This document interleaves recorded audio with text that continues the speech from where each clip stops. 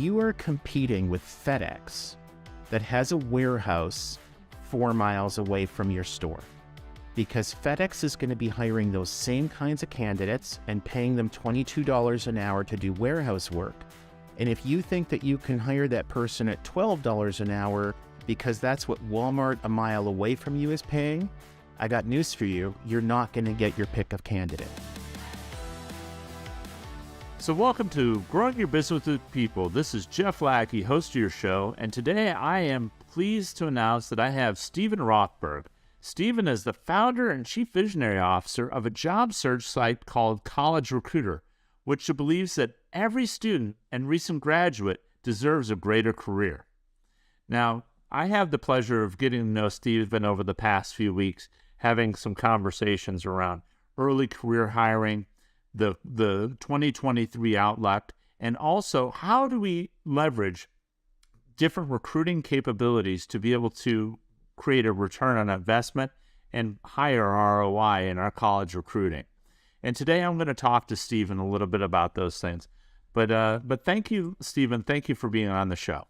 Hey, Jeff, it is really great to be with you. Looking forward to it. Oh, fantastic. So before we get started, I'd love to hear a little bit about yourself and your background and a little bit more about the College Recruiter. So thank you so much. Yeah, no sweat. So I grew up in Winnipeg, Canada, right dead center. And one of my favorite jokes is that I'm probably the only person in history to ever move to Minnesota for the weather. I lived here since '88, came here for law school, graduated, was practicing for a year, working as a lawyer for a couple of judges, actually, when I got the business that this grew out of started. So it's way back in 1991. The first few years was just a very micro business, myself, some freelancers, an employee here, an employee there. And we were doing things like publishing campus maps and then an employment magazine where there'd be articles on how to write a resume, how to network, that kind of thing. And that was distributed by a couple hundred schools nationwide. And we were just about to take it truly national, where it wouldn't just be in different regions, but be right around the country when this thing called the internet came along. And so in 96, we added the first version of our website, which was pretty darn cool. You could either search by occupational field, so like engineering or retail, or by location, so Illinois, Minnesota, whatever. But you couldn't search by occupational field within a state or the other way around. So you couldn't say, show me all the engineering jobs in Illinois. Needless to say, the technology has improved somewhat over the years. The company became called College Recruiter.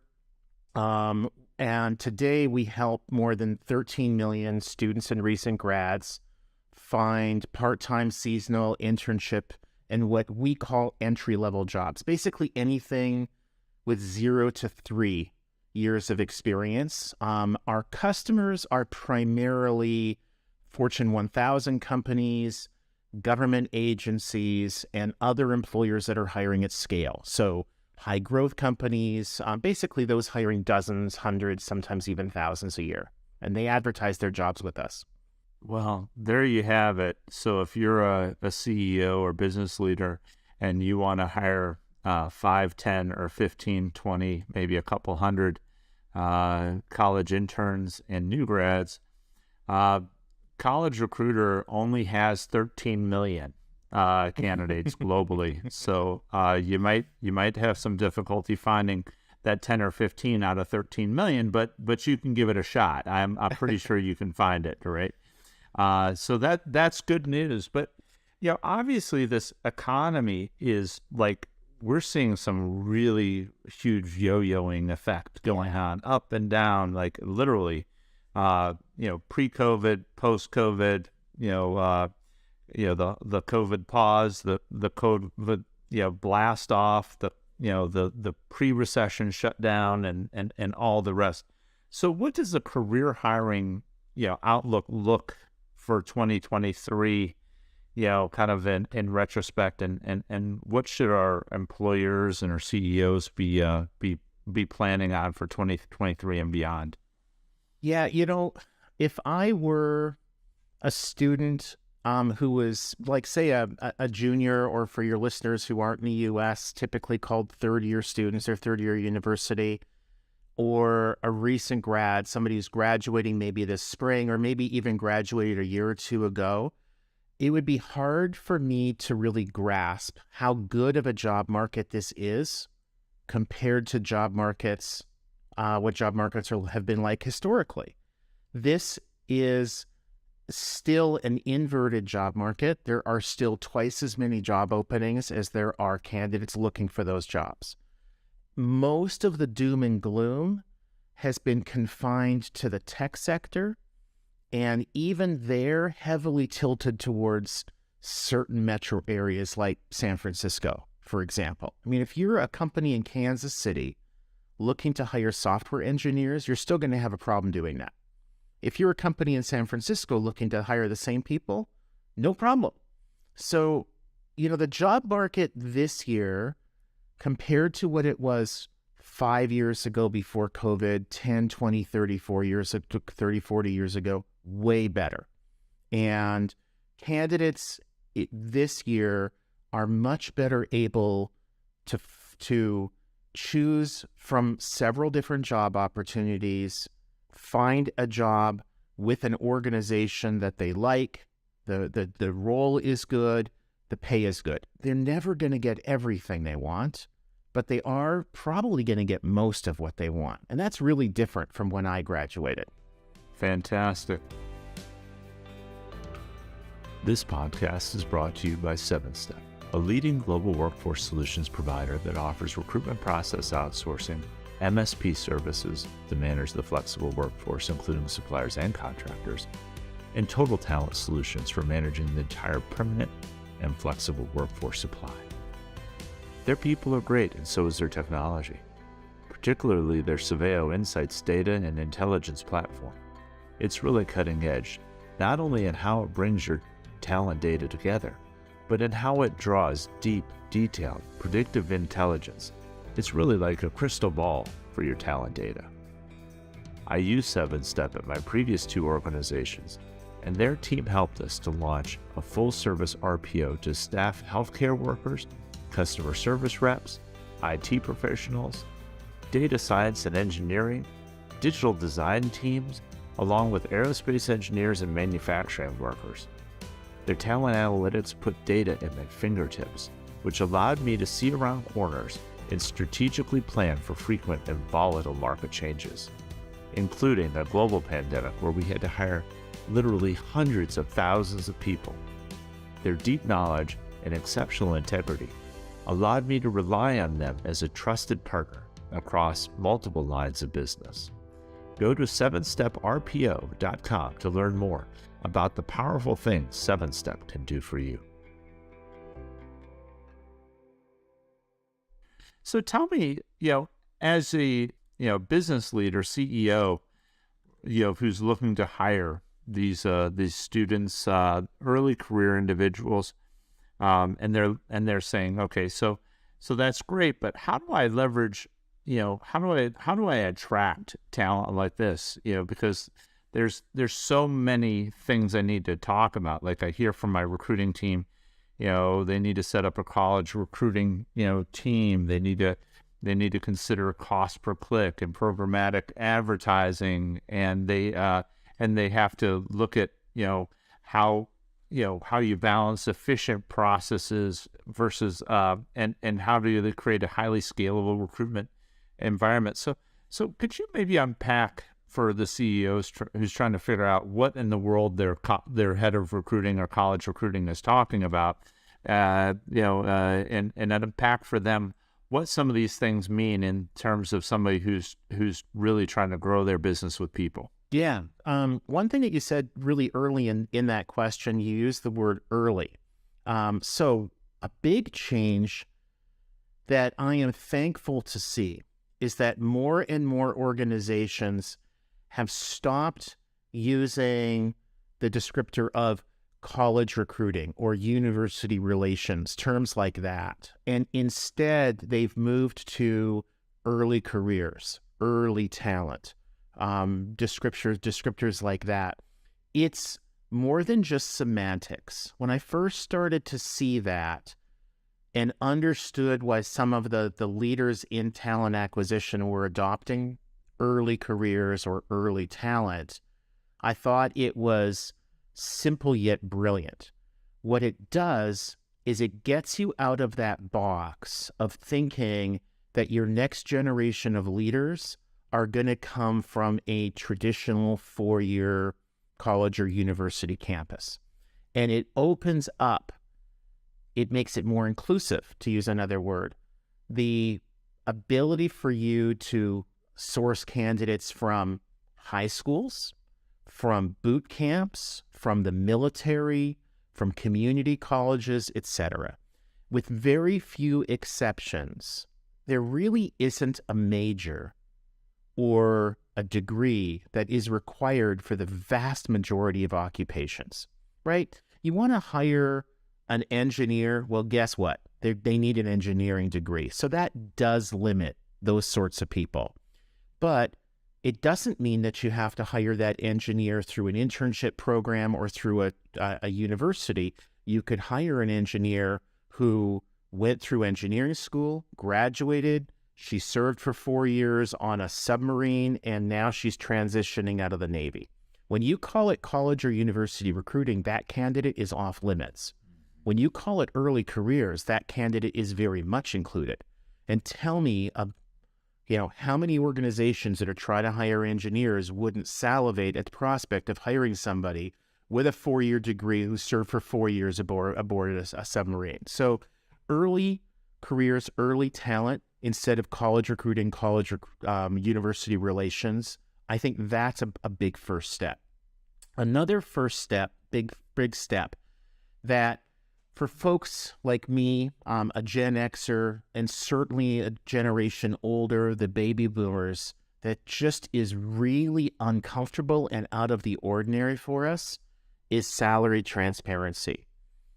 As an owner of a job board, I can tell you that with very few exceptions, the vast majority of candidates only look at 3 pieces of information when deciding what job ads to engage with. So that talent attraction piece, the very top of the funnel, is driven by 3 things. Number 1, the job title. Number 2, the location. And if it's remote, that's the best location. And number 3 is the compensation. Nowhere in there are benefits, job description, job duties, employer brand. It's irrelevant at that very first step for the vast majority of early career kinds of roles. Now, if you're hiring a CFO, you can bet employer brand and all of that stuff come into play before you even know that person exists. But if you're hiring 3,000 early career people or 30, it doesn't. They wait to hear back from the employer. So they're going to apply to your job and they're going to apply to 10, 20, 30 others. At that point, you're in a race. Whoever gets back to that candidate first has by far the best chance of hiring them. So speed is critical. Not just how many minutes does it take for somebody to apply in your ATS, that matters, but how long does it take your recruiters to review that application and then get back to that candidate to schedule a phone screen. If you can do it in a day versus in a week versus in a month, your odds of landing your choice of talent go up astronomically. So I would talk to your recruiters and find out what's their turnaround time for getting back to candidates, not an automated email, but in a meaningful way. Hey, Cindy, got your application yesterday and we're looking to schedule a phone interview with you tomorrow. How does 3 o'clock, 3:30, 4 o'clock, or 4:30 work for you? And maybe use our automated scheduling platform, something along those lines. Salary transparency then also leads into, is the salary reasonable? Before COVID, if you were Target, you'd be looking at the salaries that your competitors paid, other organizations in the same industry. So you can bet Target was watching Walmart, Walmart was watching Target, they were both watching Macy's, etc. Now, organizations need to pay not just what's competitive in terms of wages, in other words, what your competitors are paying, but they also have to pay what is prevailing. And what I mean by that is, if you're Target and you're hiring cashiers, you're hiring assistant managers, you are competing with FedEx that has a warehouse 4 miles away from your store, because FedEx is going to be hiring those same kinds of candidates and paying them $22 an hour to do warehouse work. And if you think that you can hire that person at $12 an hour because that's what Walmart a mile away from you is paying, I got news for you. You're not going to get your pick of candidate. So you might not like the fact that you're going to be paying these students, these new grads, probably double what you were 5 years ago. But if you want to hire them, it's just simply the cost of doing business. That's terrific. Let me unpack a couple things that you had right there, because I think there's a couple things that I want to reemphasize for our audience. First, the fact that we talked about this being early career. I think that that's really important, that it's not, you shouldn't be penning your thinking in terms of just college recruiting, interns and those. You should think in terms of, I like high school boot camps, community, CBOs, community-based organizations. I talk a lot on this program about the fact that just because you have somebody who's in a zip code that has 30% unemployment does not mean anything. The distribution of talent is still the same. You have the ability to go into those markets and attract talent that you couldn't get otherwise in a market that has 5% or 3% unemployment. Military and others. So I think for our audience, first of all, challenge your college recruiting department to think about it from a full lens of early career, maybe even thinking differently and renaming them and rescoping their focus. The second thing is something that I thought was really great to unpack, that there's 3 pieces of interest. There's the title, there's the location, and there's the salary. That are the 3 things that decides whether the person's going to even open up and consider applying, right? And then speed is critical. I give credit to Glenn Richards, who trained me in executive directions when I was working with Glenn Richards. And he said, I was quoted on this before, time kills all deals, right? And anybody who's been a recruiter understands that, right? Same is ultimately true here, but speed is measured in minutes and seconds, not days and weeks and months, right? So you really need to think about that. And I really appreciated what you said there. Think differently and make sure you get the most important things in front. And then the last thing is, I like what you said was pay the prevailing wage, right? You might be, just because you're talking about cashiers doesn't mean you have to compare to cashiers. If that group could as easily walk into a warehouse or distribution center and get a job for a prevailing wage that's higher than yours, well, then that's your competition. That's your talent market competition. It doesn't matter what job they're doing if they could get if the competencies allow them to get a similar job. So really some phenomenal things for a CEO to unpack and have an intelligent conversation with their head of talent, head of college recruiting, hopefully renamed head of early career recruitment. So are you renaming the company Early Career Doc? Is that what we're is that the announcement we're making today, right? Well, No. it's funny that you said that. I mean, candidly, we've had a number of conversations along those lines. Where the name College Recruiter comes from is that in the 90s, when we started with the employment magazine and then migrated it online, that was by far the most common job title for the people who were buying advertising from us. They were called college recruiters. And there's the other meaning for college recruiter too. It's like an admissions officer, somebody who works for a college and that you might be interested in attending. That person is often also called a college recruiter. But It does create some problems. There's no doubt. If there are employers that are hiring a lot of hourly people, a FedEx, an Amazon, etc., those jobs perform really well on our site. They don't require you to ever have gone to college. There are people in our organization who would very much love to have the name be different, and they have not yet won out. That's okay. That's okay. I love that. I love that there's an ongoing debate about that. That's good. Yeah. This podcast is brought to you by Paradox AI, also known as Olivia, recruiting's most advanced AI assistant. I used Paradox at my previous organization, and their team helped us create a candidate concierge experience that ensured a fast hiring process that still felt very human. We literally hired hundreds of thousands of people, many of whom were critical healthcare workers needed during the pandemic. She would let them know we had an interview or offer waiting and would help them navigate onboarding processes. Olivia made the experience easy and fast, two essential ingredients in recruiting great people. It's not just me. Organizations like McDonald's, General Motors, Unilever, and L'Oreal use this technology to create engaging and fast candidate experiences. Go to paradox.ai to learn more about the amazing things Paradox and Olivia can do for you. So, as we think about this, one of the things that really stands out to me is that as you're going after this new generation, everybody's talking about artificial intelligence, ChatGPT, tech, etc. And they're talking about how do I dazzle the candidates, or how do I create something that is a glistening, site that'll allow people to come. What's some of the more innovative things that you're seeing in the marketplace that people are doing to be able to attract great people?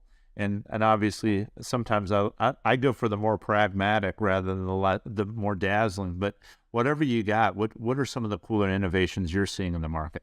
Yeah, the biggest innovation is probably the simplest, and that is for all the gee whiz technology out there. The biggest thing I can say is that's not really what matters. I think what really matters is ask candidates questions only when you need the answers.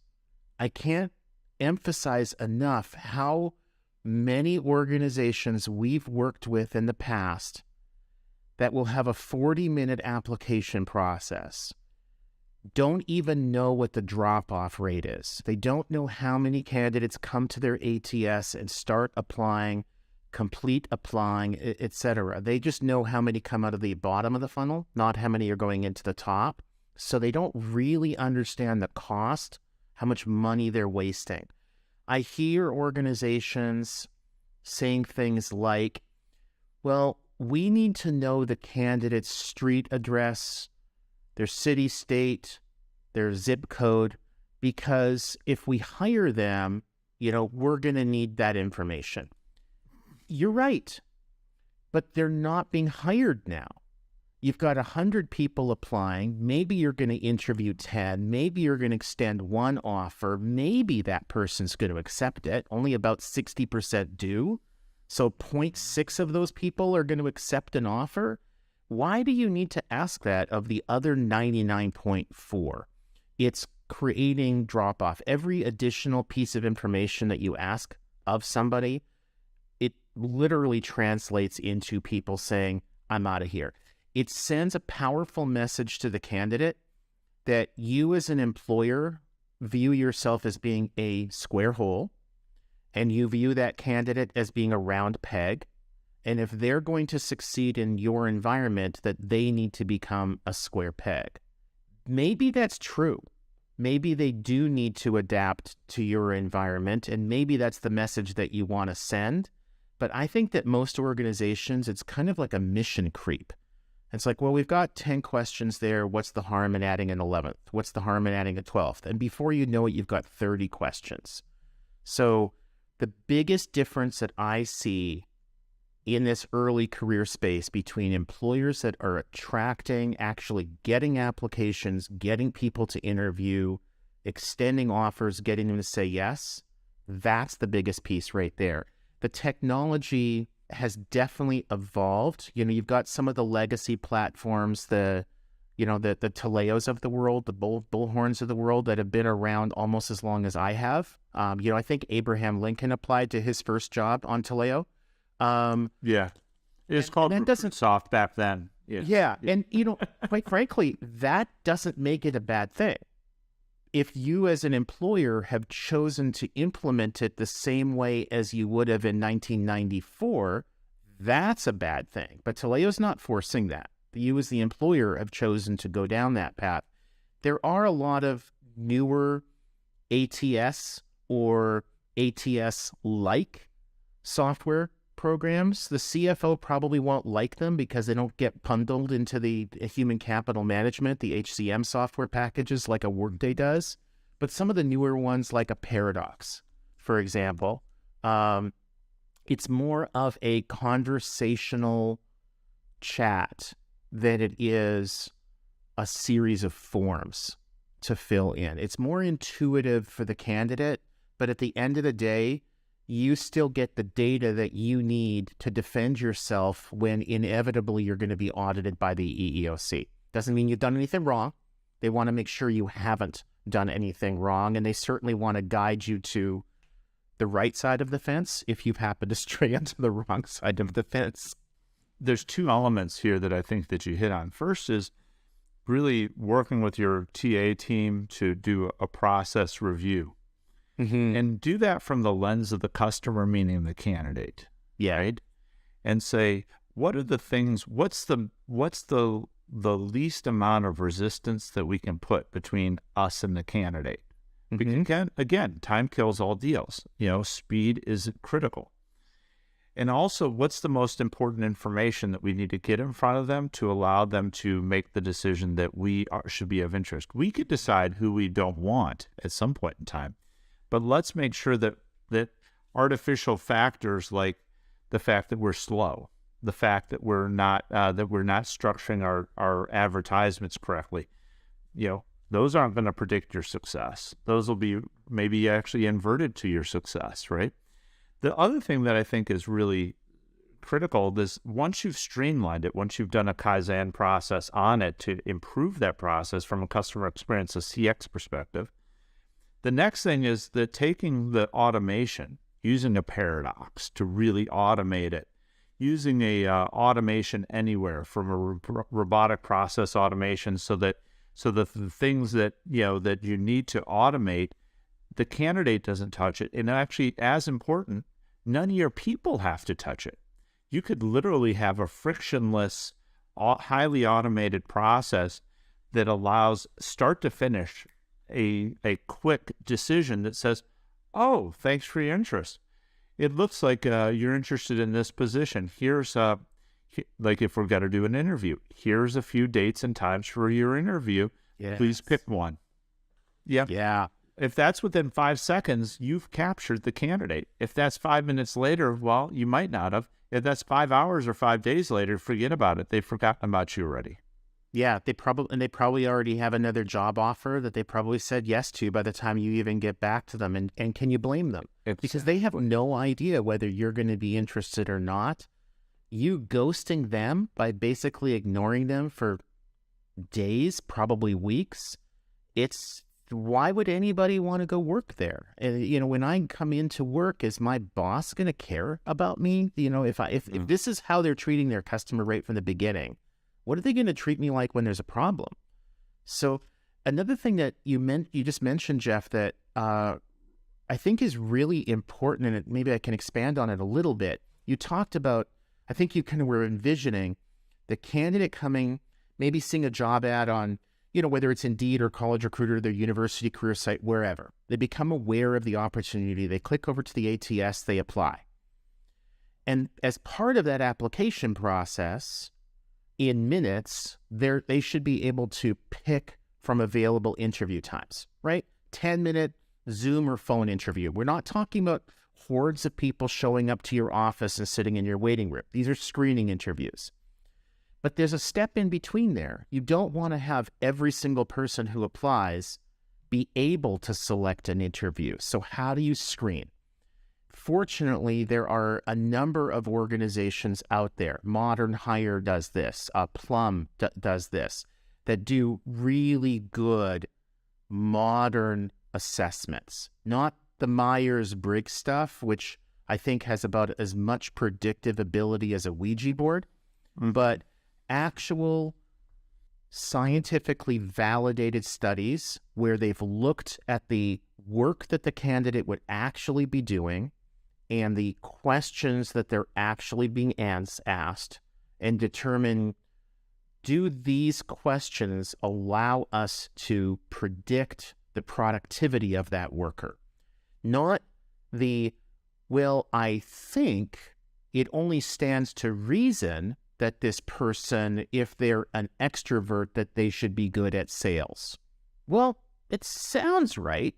Is it right? Maybe not. Maybe they're inside sales, maybe they're on email all day, and then actually being an extrovert is probably a negative. Can you even predict if somebody's an introvert or extrovert? Just for a couple of questions that you might ask them. So Amazon is one of the organizations that has taken human screening out of the loop, because what they found was when they did some A/B testing, half the candidates had humans screening their application, half the candidates didn't. They found out that humans were, not only were they not better than just not having a human involved, they were worse. That the outcomes, the candidates that they hired without human intervention actually performed better. Now, it might be a little bit skewed because these are largely warehouse roles. But I think the lesson to me is really powerful. Moving those candidates along really quickly, having an online assessment that's scientifically validated, and then giving them the ability to schedule phone interviews in hours, days. That is way cheaper. You have way less recruiting people doing a lot of grunt work, and also way more effective. And I'm not the CEO of our company, but I am one of the owners. And I'll tell you, when somebody presents something to me that's both effective and efficient, I'm all over it. For sure. Well, one of the things that I think you hit on there is that actually this assessment, the front-end assessment is highly predictive if you have it developed for your organization. So Modern Hire had built out the assessment for CVS Health, where I was at previously, and they had a virtual job tryout. Literally across 20 different families, and millions of people would go through it every year. That thing was fine-tuned, right? Yeah. And allowed us to create a much more frictionless environment. Yes, they had to go through an assessment, but at the end of the assessment, they knew there was an outcome, right? And that was a positive thing. Point Leader has a similar assessment, as do other organizations. They create these assessments that are very. What I tell you is, as a leader, don't go for the assessment that says, well, this assessment predicts for all jobs in all families and all companies, right? Right. If somebody tries to tell you that, I've spent years in industrial organizational psychology, graduate programs. I've studied this for 30 years. Don't go there. Don't believe it. It's snake oil, right? But if you have something that says, we can develop something that is predictive for that job family within your organization, that is and then we can show you with the validation studies, and it can create scale for you and also create a more frictionless environment, because, oh, by the way, you don't have to have somebody talk with this person at 1 o'clock in the morning. They could take an assessment at 1 o'clock in the morning if they so choose, right? And by 8 o'clock in the morning, if you have to have somebody talk to them, well, then that person can talk at 8 o'clock in the morning, and only the people who pass the assessment need to have the conversation. In some cases, we made offers straight away from the assessment. And if with that, can you imagine like how powerful that is? Like you know that if you to take the assessment, if you pass at the end of that 30, 45 minute or 15-minute assessment, you get a job offer. That's frictionless, right? Yeah. That's a candidate experience that that people will be like, yeah, I can sign up for 15 minutes to get a job offer. Why not? Yeah. Why wouldn't I do that? Yeah, and I love one of the things that you were talking about with the CVS Health, where the candidates were receiving the feedback from the assessment just as your team on the other side of the table received it. The candidates going into those assessments, if they know that at the end of it, they're going to see the results and they're going to know if they're a good fit, why, if not, why, is brilliant. I know one of the things that Modern Hire does, I talked to one of the data scientists, is that they work really, really hard with the employer to sort of come up with that initial list of questions, and then over time eliminate questions that aren't helping the outcomes. So you could have a question that on its own makes a ton of sense, but regardless of how the candidate answers that question, it doesn't impact whether they score well or score poorly on the assessment, whether they're going to be a good employee or not. And so they just eliminate the question. So your initial 40 minutes might go to 35, might go to 25. And that was another lesson that I've learned from talking to some of the assessment companies is you got to trust the vendor. You've got to listen. They're the experts. Don't come in there with this preconceived notion that we need to keep the assessment to 18 minutes because somebody at some conference said that. It's like, no. Yeah, you're the expert on the quality of the candidate. So allow your folks to tell you what the quality of the candidate is and measure it. Don't use a subjective scale as much as you in one-off experiences. Allow your data to speak volumes for you. Bayard Advertising Agency is entering our 100th year of business. From day one, we've specialized in recruitment advertising, and today, we develop fully digital strategies across programmatic advertising, search engine marketing, and social media. With 100 years of experience and knowledge across every industry, we're ready to help our clients navigate what's next. To learn more, visit us at bayardad.com.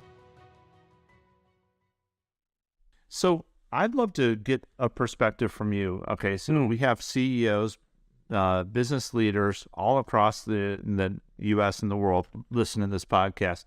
What's your one or two pieces of advice that you would give a business leader that they could maybe even implement as soon as tomorrow, and maybe help unpack that for us? Yeah. Yeah. So, one is HR in general, talent acquisition more specifically, in many organizations has a well-deserved reputation for not providing the C-suite with relevant metrics. Which metrics are there relevant to the C-suite?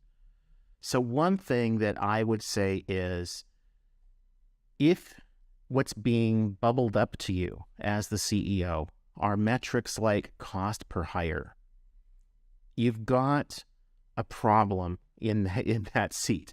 Your talent acquisition leader, your HR leader, maybe they are more than capable of providing to you the metrics that you need to make good decisions, but that's not it. Maybe they're not capable, but figure that out. I would, for example, instead of something like cost per hire, which as a CEO, I'd be like, I could care less. I would want to know something like, what's the cost of not filling that seat per day? How many days is it taking us to fill that seat? If we have high turnover, but we're filling those seats really rapidly, and there's really not much of a cost to the organization, is that where I want to spend my time? Probably not.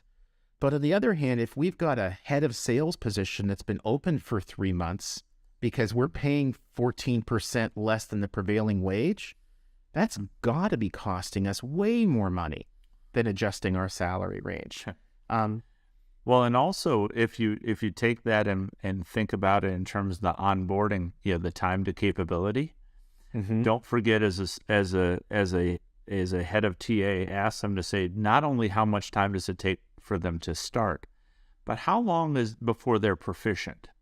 Because you can take the time between start and proficiency, divide it, And it's basically that's that time period. They're only 50% proficient because you assume a linear time frame. So there's an inherent cost, not just to fill the position, but also that time to proficiency. And what's that costing you? There's that invisible.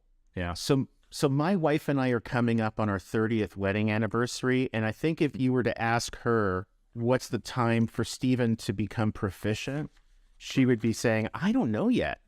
So that's not a question that I feel all that comfortable with, but okay. We'll have your wife on the next show, and we'll ask her that, right? That's right. It'll be like the old honeymoon show where like I give an answer and then she has to come on and be like, is it the same? The other thing that I would say to the CEOs in terms of like things that they could really put into action quickly is circling back to the beginning of the conversation with the renaming of college recruiting or university recruiting to something like early careers, which then leads to a whole bunch of things. It leads to a better focus on return on investment. Are we actually getting better candidates from community colleges than we are from four-year colleges or universities? Do the same 20 schools that we've been recruiting at for the last 2 decades, are those actually the schools that have the best candidates for us? Should we be planning 14 months in ahead to go on campus, or should we be advertising online using LinkedIn, et cetera? Because guess what? All these candidates are on these sites. So you don't have to go into a college career service office to find these candidates. They're all online. But the other thing that really points to that early career emphasis and shifting more of that budget away from a school-by-school approach is that when you only consider candidates from certain schools, what a lot of employers would call tier 1 or core schools, by definition, you are undermining your diversity hiring efforts. If you're only hiring candidates from the same 20 schools year after year after year, they all have the same textbooks, they all have the same lesson plans, they all have the same professors, and they all are going to look and feel the same. They're going to operate the same in your workforce. And many of them will be good. But there are 7,400 college campuses in the U.S. When you only hire from 20 of them, you can't tell me that that is the picture of diversity. And I think a lot of your listeners know that the more diverse the workforce is, the more productive that workforce is. So right from the beginning, your early career program, I think, should reflect that. You want to be as inclusive as possible and to cast that net as widely as possible. Some organizations will say, well, we don't have time or money to go to 7,400 campuses. You don't need to.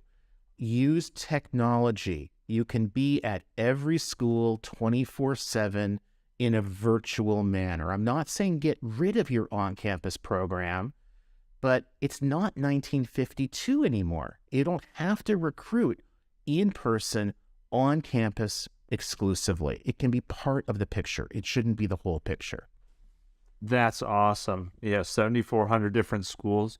Why limit yourself to the top 10 or 20 that you have to have a relationship? If you're that interested in those, give them a few $1 million and contribute to the name on your building. And I'm sure they'll be very obligated to try and get you their candidates. But otherwise, think about spreading the wealth and also reinforcing your DEI initiative and helping to empower your team to have a more diverse workforce. Stephen, this has been a pleasure speaking with you today. This is Stephen Rothberg. Is the founder and chief visionary officer of the job search site called College Recruiter, potentially called Early Career something or another in the future, but we'll see. Just joking of College Recruiter. And I just love the conversation we had today and can't wait to have your wife back on in the future programs to talk to her. So thank you so much. I appreciate it. Thank you, Jeff. Thank you so much for listening to the podcast, Growing Your Business with People, a podcast where you can get your MBA in TA for senior business leaders. Thank you.